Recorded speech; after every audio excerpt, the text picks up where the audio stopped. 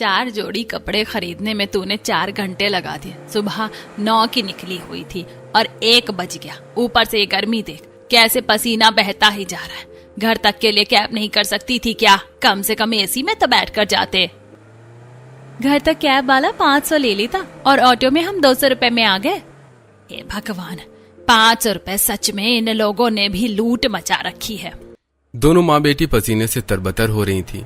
गर्मी के मारे दोनों की ही हालत खराब थी। थोड़ी देर में ऑटो वाला उन्हें उनके घर के बाहर छोड़ता है और अब दोनों माँ बेटी जल्दी से घर के अंदर आती हैं और हॉल का पंखा चलाकर बैठ जाती हैं। अरे बेटा, जल्दी से ये कूलर चलाते, अब तो इसकी हवा में ही राहत मिलेगी। अरे माँ, कूलर में पानी होगा तभी तो चलाऊंगी। बिना पानी के कूलर चलाएंगे तो वो खराब नहीं हो जाएगा क्या? तुम लोगों ने कूलर के अंदर पानी भी नहीं भरा था। कैसी नालायक औलाद है मेरी, एक काम नहीं होता इससे। कलावती अपनी बेटी को डांट ही रही होती है कि तभी कलावती का पति कमलेश कमरे से बाहर निकल कर आता है। तुम लोग आ गए? मैं कब से तुम्हारा इंतजार कर रहा था। चलना नहीं है क्या? अरे हाँ, वैसे ही गर्मी से इतनी हालत खराब हो रही है, चलो चलते हैं। लेकिन खाने का क्या करेंगे? खाना बनाने में भी तो टाइम लगता है। खाने का इंतजाम तो हो जाएगा। अब चलो जल्दी से चलते हैं। इस गर्मी से मुझे भी तभी राहत मिलेगी जब मैं एसी की ठंडी हवा में बैठूंगी। अब वो सब जल्दी से घर से बाहर निकलते हैं और दरवाजा बंद करके अपनी पड़ोसन संगीता के घर जाते हैं। संगीता के घर वाले ही उसके हॉल में लगे एसी की ठंडी हवा के झोंके से उन सबको एक अलग ही सुकून मिलता है।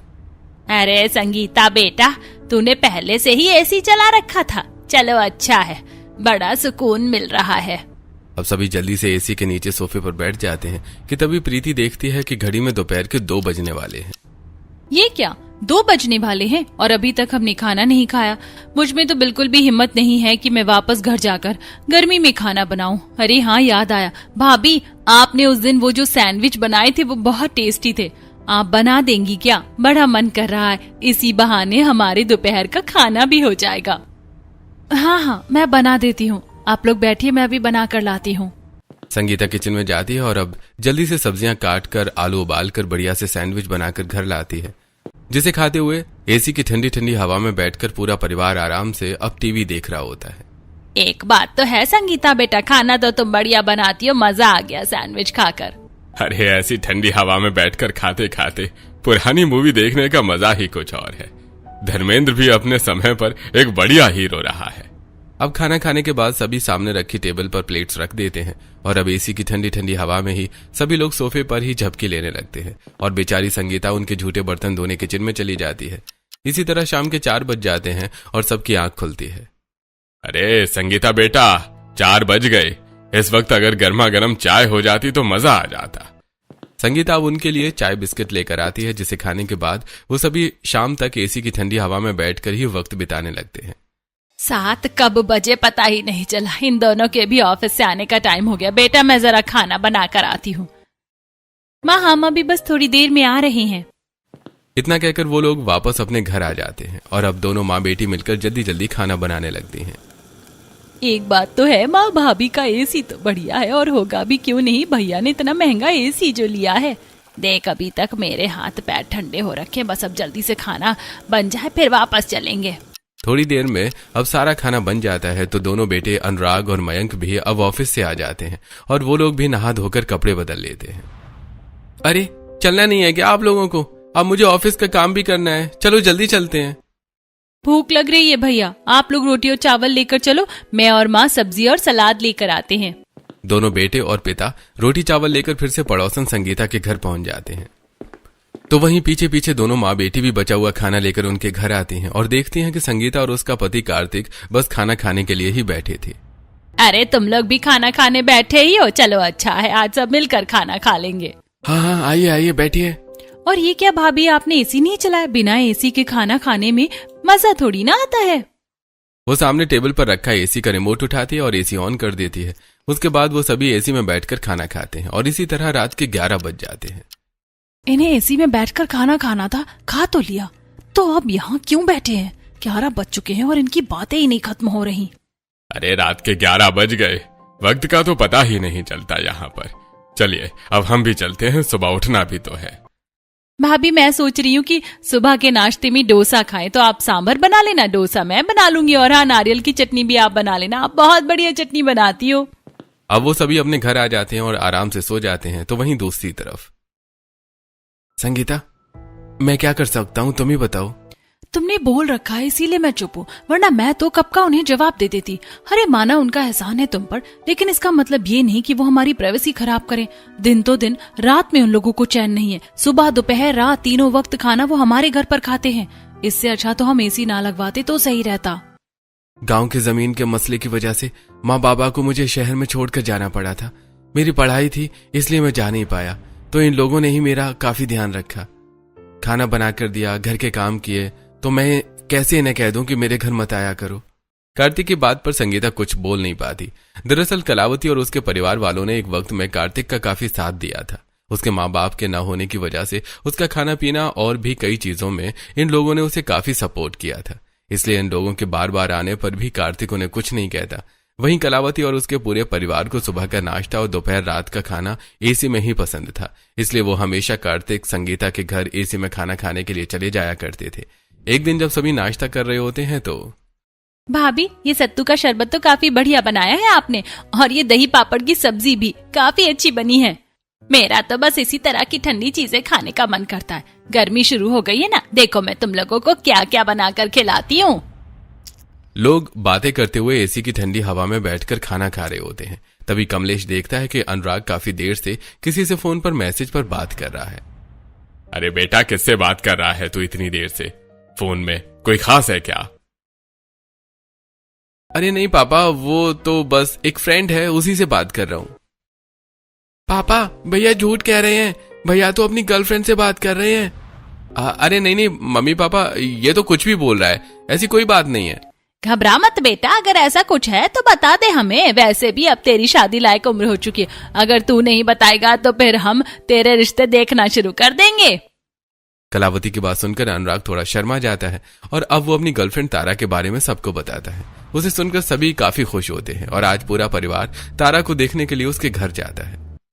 ठंडा ठंडा शरबत पीजिए, तारा बस आती ही होगी। सभी लोग कोमल का लाया हुआ शरबत पी ही रहे होते हैं कि तभी प्रीति की नजर सामने हॉल में बंद एसी पर पड़ जाती है, जिसे देखकर माँ, इनके घर में तो एसी लगा है पर इन्होंने चालू नहीं किया। बोलिए ना, एसी चालू करेंगे। बहन जी, एसी चला दीजिए ना, कितनी ज्यादा गर्मी हो रही है और देखिए आपको भी कितना पसीना आ रहा है। कलावती के कहने पर कोमल अब एसी चला देती है। तो वहीं थोड़ी देर में तारा भी आ जाती है और सभी तारा से मिलने लगते हैं। अरे भाई साहब, बातें तो काफी हो गई, क्यों ना एक बार आप लोग हमारा घर देख लीजिए। अरे नहीं भाई साहब, हमारे जैसा ही है आपका घर, अब क्या ही करेंगे देखकर। सामने से उठना न पड़ जाए, पूरा परिवार अपनी जगह से हिलता ही नहीं है। थोड़ी देर में कोमल आती है। खाना बन गया है, सब हाथ धोकर डाइनिंग टेबल पर आ जाइए। अरे आंटी जी, क्यों तकलीफ की आपने? और अब इसमें डाइनिंग टेबल पर आने की क्या बात है, हम सब यहीं खा लेते हैं। वैसे भी इस एसी की ठंडी ठंडी हवा के सामने से उठकर जाने का मन नहीं कर रहा है। अनुराग के परिवार वालों की आदत तारा और उसके घर वालों को थोड़ी अजीब लगती है। अब सभी हॉल में बैठकर ही खाना खाते हैं और कुछ ही देर में शाम के 7 बज रहे होते हैं। अरे 7 बज गए, आपको निकलना नहीं है क्या? घर पहुंचते पहुंचते भी 9 बज जाएंगे। अरे हाँ भाई साहब, बस जा ही रहे हैं। वो अगर आप कैब बुक कर देते तो थोड़ा सही रहता, क्योंकि इस वक्त रिक्शा मिलेगा नहीं। एसी वाली गाड़ी देखिएगा, रास्ते में ट्रैफिक बहुत लगता है ना, तो गर्मी से हालत खराब हो जाती है। कमलेश के कहने पर महेश उन सबके लिए एसी वाली कैब बुक कर देता है, जिसमें बैठकर वो आराम से घर पहुंचते हैं। अब वो थोड़ी देर में बाहर से खाना ऑर्डर करके उसे संगीता के घर पर खाने के लिए ले आते हैं, जिसे देखकर संगीता, हे भगवान, कैसे लोग हैं ये। मुझे लगा था कि आज की रात तो इन लोगों की शक्ल नहीं देखनी पड़ेगी, लेकिन ये फिर मुंह उठाकर आ गए। कभी कभी तो मन करता है कि इस फसाद की जड़ें एसी को ही कबाड़ी वाले को बेच दूं। संगीता इस परिवार की हरकत से काफी ज्यादा परेशान थी, लेकिन अपने पति की वजह से वो कुछ भी नहीं कर सकती थी। इसी तरह अब कुछ दिन गुजरते हैं और धूमधाम से अनुराग और तारा की शादी हो जाती है। आज तारा का उसके ससुराल में पहला दिन होता है। चलो, बिल्कुल टाइम से आँख खुली है, करेक्ट 8 बजे। वैसे अनुराग कहाँ है? लगता है बाहर होंगे। मैं जल्दी से नहा धोकर तैयार हो जाती हूँ और सबके लिए चाय बनाकर ले चलती हूँ। सब कितने खुश हो जाएंगे।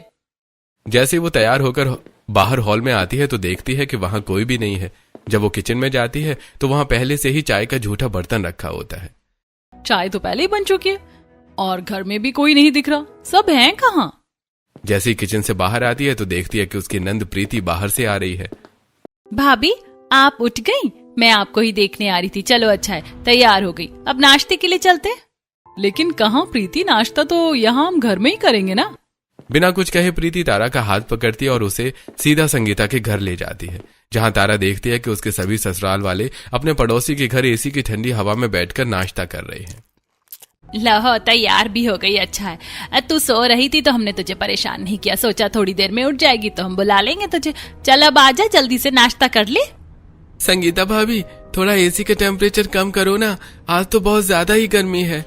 संगीता एसी 18 से 16 कर देती है। अब तारा अपने सभी ससुराल वालों के साथ नाश्ता करने के लिए बैठी है। शादी के अगले दिन इस तरह किसी पड़ोसी के घर पर नाश्ता करना तारा को काफी अजीब लग रहा होता है। सभी के नाश्ता करने के बाद संगीता जैसे ही उनके बर्तन उठाने लगती है तो ये आप क्या कर रही हैं? लाइए मैं उठा देती हूँ बर्तन। आज तो तुम्हारी शादी का पहला दिन ही है, तुम आराम करो।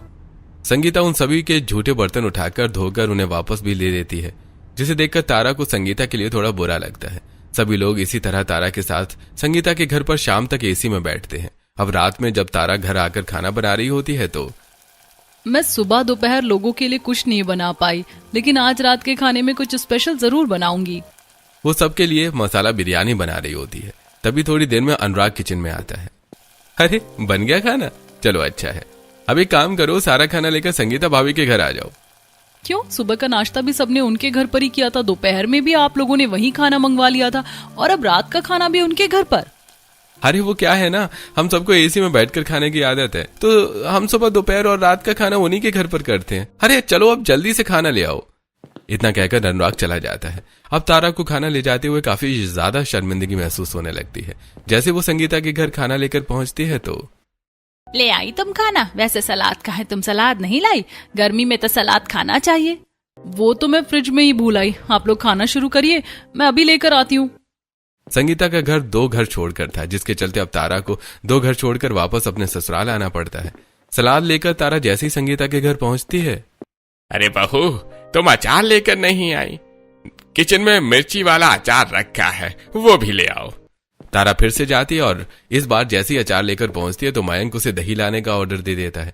बार बार संगीता के घर से तारा के चक्कर लग रही थी, जिससे परेशान होकर तारा पड़ोसी के घर जाकर एसी में बैठकर खाना खा रहे हैं, खुद को तो शर्म है नहीं, और मुझसे भी 100 चक्कर लगवा रहे हैं। आज तो अनुराग से इस बारे में बात करनी ही होगी। जब तारा के 4 से 5 चक्कर लग जाते हैं तो अब सब खाना खाकर काफी देर रात संगीता के घर पर बैठते हैं। अब जब सब घर आकर अपने अपने कमरों में सोने जाते हैं तो अनुराग, अगर तुम्हारे परिवार वालों को एसी की ठंडी हवा में बैठकर खाने का इतना ही शौक है तो तुम लोग एसी क्यों नहीं लगवा लेते? 30 से 35 हजार रुपए में एक अच्छा खासा एसी आ जाता है।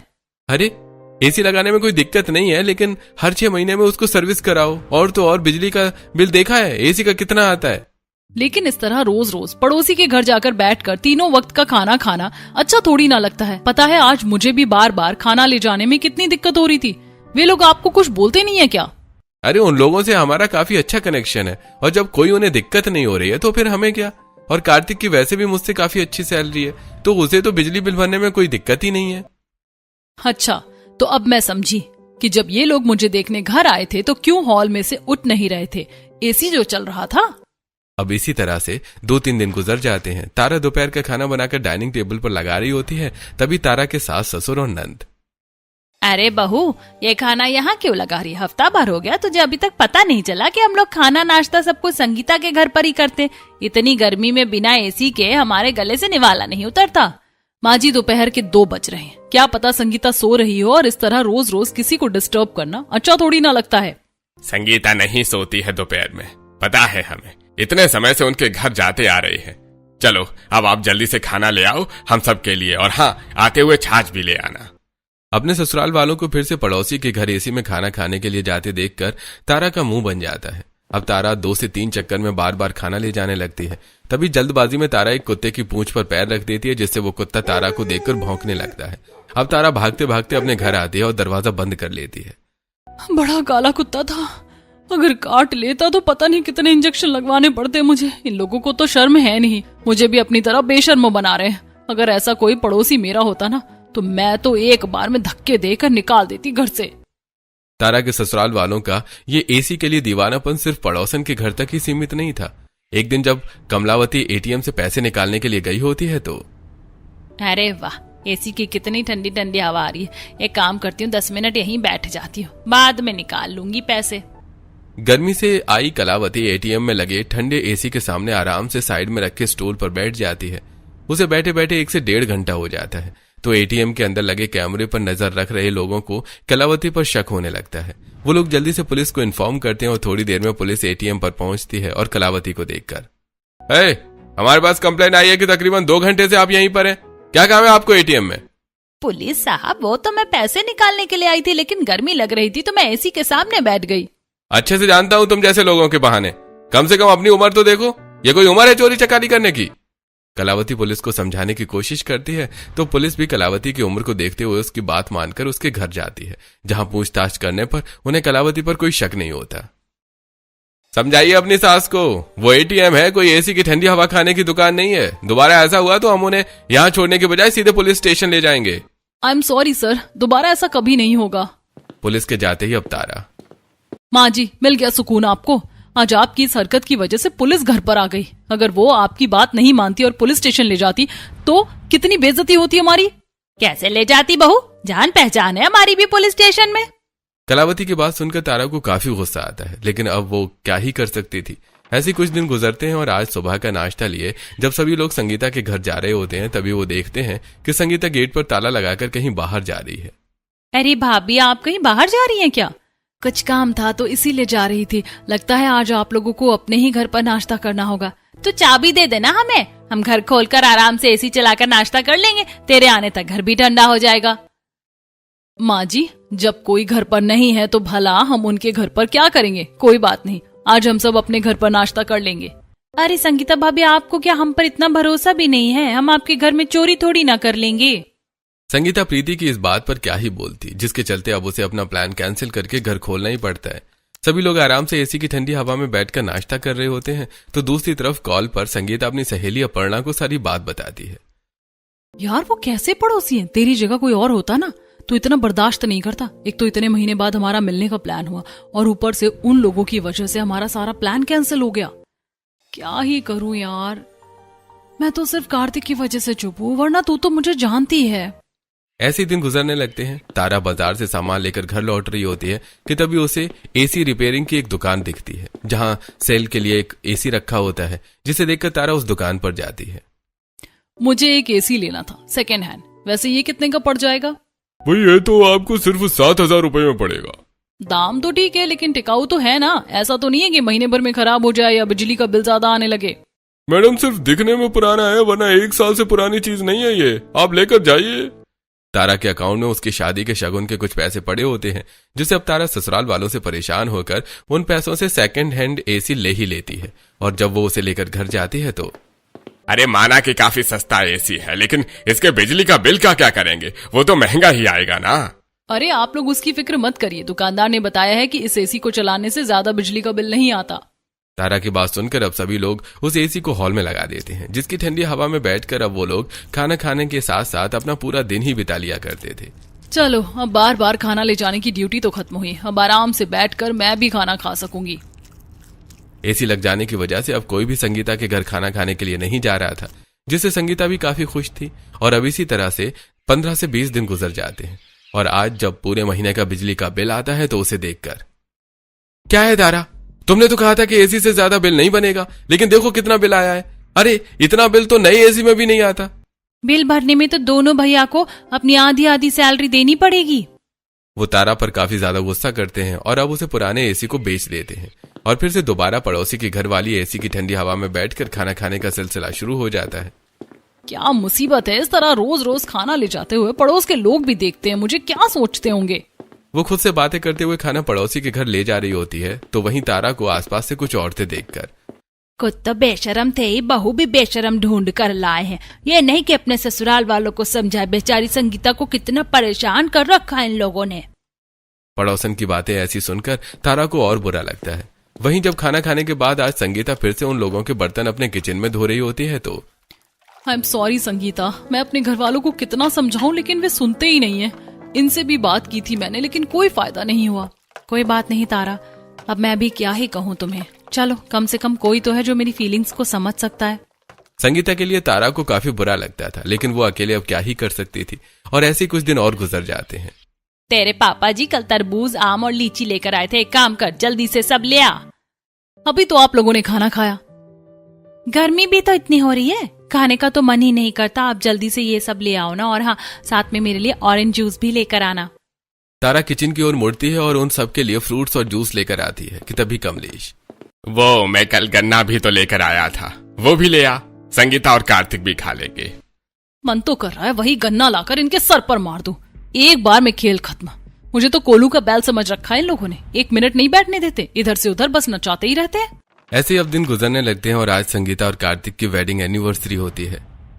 आज हमें कोई डिस्टर्ब नहीं करेगा। उन लोगों को पता है कि हमारी एनिवर्सरी है। आज हम अच्छे से एक दूसरे के साथ वक्त बिताएंगे। मैं तो बहुत ज्यादा खुश हूँ। मैंने तो एक रोमांटिक प्लेलिस्ट भी बना ली है जिस पर हम डांस करेंगे। दोनों हस्बैंड वाइफ अपनी वेडिंग एनिवर्सरी को लेकर काफी ज्यादा खुश होते हैं। तभी वहां उनकी खुशियों को भंग करने के लिए फिर से कलावती और उसका पूरा परिवार आ जाता है। देखा, मैंने तो कहा ही था कि पूरी तैयारी हो गई होगी। हैप्पी एनिवर्सरी भैया भाभी, आपकी जोड़ी हमेशा ऐसे ही रहे। डेकोरेशन तो आप लोगों ने काफी अच्छी की है, और ये केक, ये तो मेरा फेवरेट फ्लेवर है। मेरे ख्याल से हम लोगों को आज अपने घर पर ही खाना खाना चाहिए। देखिए ना, हमने इन्हें डिस्टर्ब कर दिया। अरे बहू, जैसी चीजें तो परिवार के साथ ही मनानी चाहिए, और हम कौन सा एक परिवार से कम है। और आज तो खाना भी यहीं खा लेंगे, संगीता बहू ने तो बनाया ही होगा। संगीता कार्तिक को इन लोगों का आना जाना बिल्कुल भी अच्छा नहीं लगता, जिसे तारा भी नोटिस कर रही होती है। पूरे परिवार की वजह से इन दोनों की एनिवर्सरी भी खराब हो जाती है। और जब सब अपने घर जाते हैं तो, संगीता, मेरी क्या गलती? मुझे क्या पता था कि वो लोग आज भी आ जाएंगे। कार्तिक, मैं तुम्हें समझा रही हूँ, या तो तुम उन लोगों से बात करो या तो मैं अपने मायके चली जाऊंगी। हद होती है किसी भी चीज की। इसी तरह दिन बीतने लगते हैं और आज कलावती की बहन सरस्वती उनसे मिलने के लिए आई होती है। सरस्वती को हाई ब्लड प्रेशर की प्रॉब्लम होती है, जिसके चलते गर्मी से उसकी हालत खराब हो रही होती है। तुम्हारे घर में तो कुछ ज्यादा ही गर्मी है, ऐसी नहीं लगवा रखा क्या तुमने? बाप रे बाप, मेरा तो दम ही घुट रहा है। अरे दीदी क्यों परेशान हो रही है? हमारी पड़ोसन है ना, उनके घर पर एसी लगा है, वहीं चलते हैं। बहू तुम खाना लेकर वहीं आ जाना। हे भगवान, अब तक ये लोग जाते थे, क्या ये कम था जो अब अपने रिश्तेदारों को भी ले जा रहे हैं? तारा जानती थी कि उन्हें समझाने का कोई फायदा नहीं है, इसलिए कुछ नहीं बोलती। ऐसे कुछ दिन गुजर जाते हैं। पता नहीं इन लोगों का पेट है या कुआं। रोटी बना बनाकर थक गई मैं, और ऊपर से इन्हें गर्मा गर्म चाहिए। एक घर से दूसरे घर जाऊंगी रोटी लेकर तो ठंडी नहीं हो जाएगी क्या? वो बड़बड़ाते हुए सबके लिए रोटियां बना रही होती है कि तभी पड़ोसन के घर से तारा को प्रीति का कॉल आता है। भाभी 4 रोटी और ले आना, और हाँ, मक्खन लगा देना। अब बेचारी तारा रोटियां बनाकर फिर से 2 घर छोड़कर संगीता के घर पहुंचती है। अरे आज दाल में थोड़ा मसाला कम है, एक काम करो, मूंगफली की चटनी पीस कर ले आओ। और हाँ, मुझे तो सिलबट्टे की चटनी अच्छी लगती है। भाभी, मेरे लिए रायता ले आना। गर्मी में जब तक खाने के साथ रायता ना हो तो मजा नहीं आता। अब सब कुछ तारा की लिमिट से बाहर जा रहा था। हर रोज तीनों वक्त का खाना इधर से उधर ले जाते हुए तारा की बैंड बज चुकी थी। हे भगवान, अपना कुछ तो चमत्कार दिखाओ। मैं जब से आई हूँ तब से बस इधर से उधर खाना ही ले जा रही हूँ। कुछ तो ऐसा चमत्कार करो जिससे इन लोगों की अकल ठिकाने आ जाए। ऐसे ही अब हफ्ता भर और गुजर जाता है और आज गांव से संगीता की सास ममता आई होती है। ममता जैसे ही कार्तिक के घर पर पहुंचती है तो देखती है कि कलावती का पूरा परिवार उसके बेटे बहू के घर में बैठकर एसी के नीचे ठंडी हवा खाते हुए मजे से खाना खा रहा है। ममता बहन, आ गई आप तो शाम तक आने वाली थी। कितने समय के बाद मिल रहे हैं हम लोग एक दूसरे से। भाई साहब नहीं आए? गांव में कुछ काम था इसीलिए वो नहीं आ पाए। आप सब लोग कैसे हैं? अरे आंटी, हम सब तो बहुत बढ़िया हैं। आइए आप भी खाना खा लीजिए। आज मेरी भाभी ने दही की सब्जी बनाई है। एसी की ठंडी हवा के नीचे बैठकर ऐसी ठंडी ठंडी चीज खाने में बहुत मजा आता है। ममता उनके साथ खाना खाने के लिए बैठ जाती है। इसी तरह शाम होती है और रात में फिर से पूरा परिवार एसी की ठंडी हवा में खाना खाने के लिए आ जाता है। ममता को रहते हुए 2 दिन हो चुके होते हैं कि सबकी हरकत को वो समझ जाती है। 1-2 बार तो समझ में भी आता, लेकिन ये लोग तो तीनों वक्त का खाना यही खाते, वो भी एसी चलवा कर। लगता है ये लोग सिर्फ एसी की हवा खाने के लिए आते हैं। ऐसे ही एक शाम जब फिर पूरा परिवार उनके घर पर आता है तो, अरे बहन जी, आ गई आप। मैं कब से आपका इंतजार कर रही थी। वो गांव से काफी सारी सब्जियां लेकर आई थी तो सोचा आज के खाने में मैं बहू से मिक्स वेज बनवा लूं। आप सभी यही खा लीजिएगा, अपनी बहू को खाना लाने से मना कर दीजिए। बहू आटा गूंथ रही है, तब तक हम ये सारी सब्जियां साफ कर लेते और किचन में चलते, यहाँ तो गंदगी हो जाएगी। वो बोरा भर के सब्जियां कलावती के सामने रख देती है, जिसे साफ करते करते कलावती की कमर दुख जाती है। ये भगवान, मैं तो यहाँ एसी की हवा में बैठने के लिए आई थी, लेकिन इन्होंने तो मुझे सब्जी काटने में लगा दिया। मेरे तो पसीने ही नहीं रुक रहे।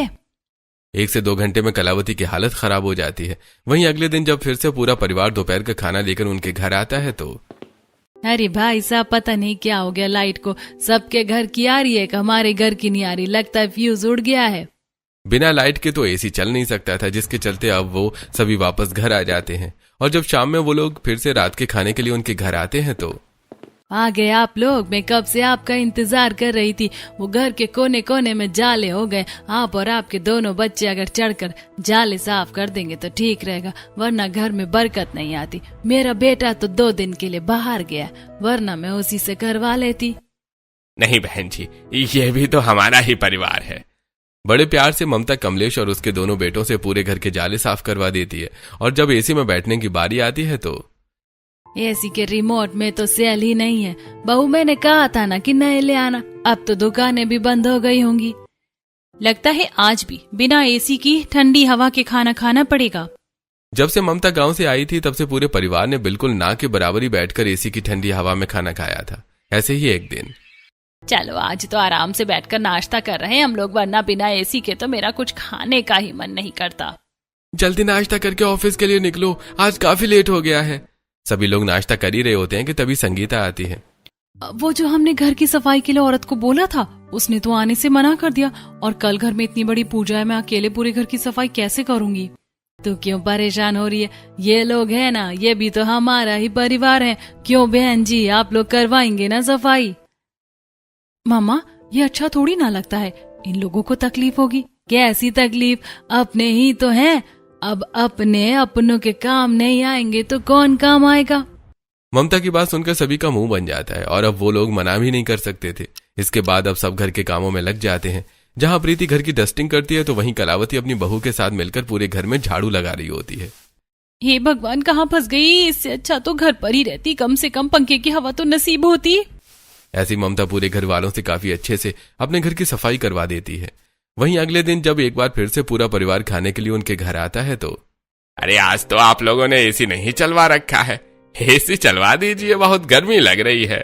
अरे भाई साहब, कैसे चलवाएं एसी? एसी की पीछे वाली वायर में कोई दिक्कत आ गई और इसके ठीक होने के भी काफी पैसे लग रहे, इसीलिए अभी हम कुछ टाइम से ऐसे ही रहने देंगे इसे। जब इसका सीजन कम होगा तब करवाएंगे, पैसे तो ज्यादा नहीं लगेंगे। लेकिन एसी ऐसे कैसे खराब हो गया? इसको तो आए हुए 7-8 महीने ही हुए हैं। एसी खराब हो जाने की वजह से अब पूरे परिवार को हार कर अपने ही घर पर तीनों वक्त का खाना खाना पड़ता है। वहीं एसी में खाने की पूरे परिवार को इस तरह की आदत लग चुकी थी कि अपने घर पर बिना एसी के 1 से 2 रोटी नहीं खा पाते थे, जिसे देखकर तारा, आप लोग मेरी बात मानिए और घर पर ही एसी ले आइए। मयंक का भी हाल फिलहाल में प्रमोशन हुआ है और प्रीति की भी नौकरी लग गई है। घर में 3 लोग हैं कमाने वाले। अगर 2 एसी आ जाते हैं तो भी दिक्कत नहीं है, और हम हिसाब से एसी चलाएंगे ना, जिससे ज्यादा बिजली का बिल ना हो। भाभी की बात ठीक लग रही है, बिना एसी के बिल्कुल नहीं रहा जाता। मैं भी यही सोच रही हूँ, एसी ले ही आते हैं। अगर ऐसा ही है तो ले आओ भाई, अब बिना एसी के तो मैं भी नहीं रह पाती। ससुराल में 2 एसी आ जाते हैं, जिससे एक एसी सास के कमरे में और दूसरा एसी हॉल में लगता है, जिससे पूरा परिवार आराम से बैठकर अपने घर में एसी की ठंडी हवा में खाना खाता है। अपने घर में बैठकर ठंडी हवा के नीचे नाश्ता करने में एक अलग ही सुकून आता है। किचन से डायरेक्ट बिल्कुल गर्मा गर्म नाश्ता आ जाता है, वरना पहले बहू गर्म नाश्ता ठंडा करके और ठंडा नाश्ता गर्म करके ला कर देती थी। ससुराल में एसी लग जाने की वजह से तारा काफी ज्यादा खुश थी। वहीं आज तारा सबको नाश्ता देकर वापस संगीता के घर जाती है, जहां संगीता और उसकी सास ममता बैठी होती हैं। ये सब कुछ ममता का एक नाटक था जो उन्होंने संगीता और तारा के साथ मिलकर किया था। क्या बताऊं आंटी जी, ससुराल से परेशान हूँ। संगीता भाभी को भी काफी दिक्कत होती है और मेरा तो पूछिए ही मत। अरे मैंने संगीता से काफी पूछा, लेकिन उसने मुझे बताया नहीं। जब कार्तिक से पूछा तब जाकर बात सामने आई।